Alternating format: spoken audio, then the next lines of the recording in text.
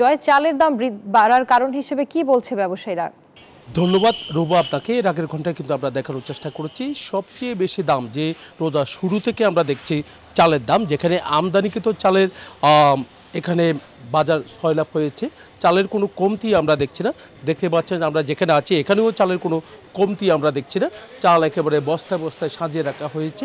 আমদানিকৃত চালও বাজারে আছে, একই সাথে দেশে উৎপাদিত চালও বাজার আছে। তবে আমদানিকৃত চালের চেয়েও আমরা দেখছি দেশীয় চালের দামটা এখনও অনেক বেশি, যেখানে দেশীয় চালের কোনো কমতি নেই। উত্তরবঙ্গের উপর অনেকটা নির্ভর করে চট্টগ্রামের বাজার, যেহেতু উত্তরবঙ্গ থেকে সবচেয়ে বেশি চাল আসে চট্টগ্রামে, আবার চট্টগ্রামে উৎপাদিত চালও বাজারে আছে। তো চালের সংকট না থাকলেও নানা অজুহাতে চালের দামটা বাড়ানো হচ্ছে। তো যেখানে পাইকারি বাজারে চালের দামটা বেশি, যেখানে পাইকারি বাজারে আমরা ঘুরে যেমনটা দেখেছি পাহাড়তলী বাজার, এখানে পাইকার যারা আছে তারা বলছেন যে উত্তরবঙ্গে যারা মোকাম তাদের যে চাল সিন্ডিকেটের কারণে কিন্তু চট্টগ্রামের বাজার এখনও অস্থির হয়ে উঠেছে। তবে বাজার মনিটরিং কিন্তু জোরদার করা হচ্ছে। জেলা প্রশাসক যেমনটা জানিয়েছেন যে চালের বাজার যেন নিয়ন্ত্রণ রাখা যায় সেদিকে কিন্তু তাদের নজর আছে বলে আমাদেরকে জানিয়েছেন। একই সাথে ভোক্তা অধিকার সংরক্ষণ অধিদপ্তর তারাও কিন্তু চেষ্টা করছেন চালের বাজারটাকে নিয়ন্ত্রণে আনার জন্য। তবে দেখা যাচ্ছে রোজা শুরু থেকে এই পর্যন্ত অন্যান্য পণ্যের দাম কিছুটা নিয়ন্ত্রণ রাখলেও চালের দামটা কোনোভাবে নিয়ন্ত্রণ রাখতে পারছে না যারা ক্রেতা। তারা বলছে যেখানে সবচেয়ে দাম কম হওয়ার কথা রয়েছে চাল, সে চালটাই কিন্তু এখন সাধারণ মানুষের নাগালের মধ্যে নেই বলে তারা জানিয়েছেন। এই ছিল আমার এখানকার সর্বশেষ। ফিরে যাচ্ছে স্টুডিওতে রুবার কাছে।